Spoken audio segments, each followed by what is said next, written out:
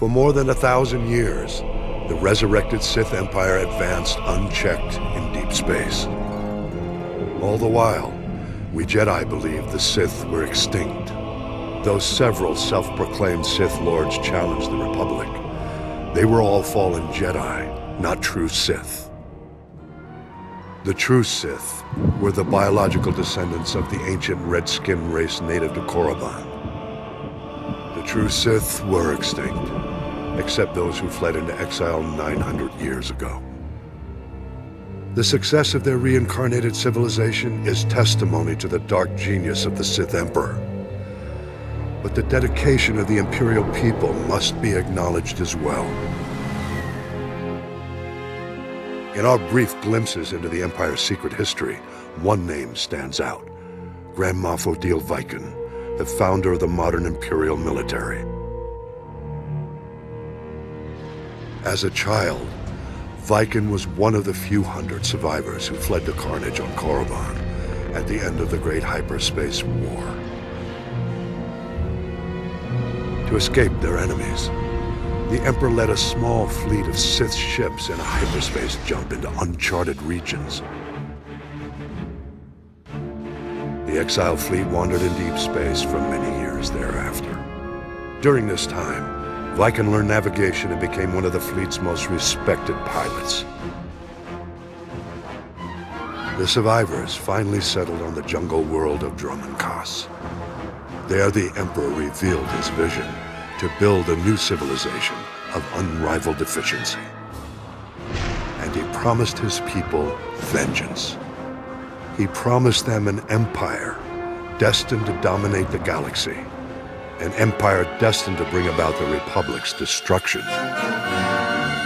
The Emperor's role in Reconstruction was as visionary alone. He's said to have withdrawn into isolation and left the logistics to a newly formed Dark Council and to loyal Imperial leaders like Odile Viken.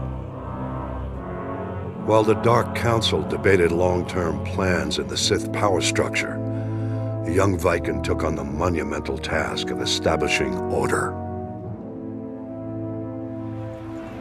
Viken drafted every non-Force user of age into the new Imperial military.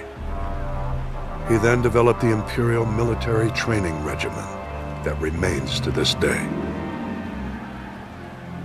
With his army well-trained, Viken led a campaign to carve a footprint into the wilderness of Dromund Kaas, to create room for the Empire's new capital to flourish. Records suggest that during the campaign, he personally slew a rabid Tyrantatek on the site where the Imperial Citadel stands today. After establishing the Empire's dominion on Dromund Kaas, Viken turned his attention to constructing a new Imperial Navy. Dividing his troops between engineering, mining, and manufacturing, he laid the groundwork for an ambitious plan: the creation of the Imperial Armada. By his own estimates, the task would take centuries. Viken knew he would never see even a fraction of his plan's success. Nonetheless, he garnered the support of the Dark Council and started the work. It was this act which earned Viken the honor of being the first Grand Moff recognized in the new Imperial military. Grand Moff Viken was eventually killed during an Imperial campaign to conquer an alien system in deep space. He died in battle on the bridge of a prototype Star Destroyer, a fitting end to the first Imperial Grand Moff. Though Viken was lost all those centuries ago, his plan and his name lived on to inspire countless generations who marched under the Imperial banner. Viken's story represents the surprising loyalty the Imperial citizens show to an empire in which they will always be subservient to the Sith. I believe the roots of this loyalty lie in the events of the Great Hyperspace War. I'll explain my theory in a subsequent report.